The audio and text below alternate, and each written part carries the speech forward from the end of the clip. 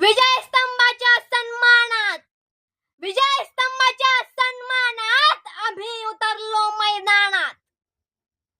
सर्व धर्मीय, सर्व पक्षीय, सर्व संघटना यांना माझी नम्र विनंती आहे की आपल्या पूर्वजांनी आपल्या अस्मितेसाठी विषमतावादी व्यवस्थेविरोधात 1 जानेवारी 1818 मध्ये भीमा कोरेगाव युद्ध शौर्याने लढले व विषमतावादी व्यवस्थेवर विजय मिळवून छत्रपती संभाजी महाराज यांच्या हत्येचा बदला घेतला व आपल्याला सन्मान मिळवून दिला.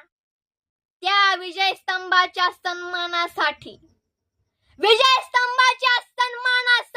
चलो भीमा कोरेगाव ते मुंबई लॉंग मार्च साठी 1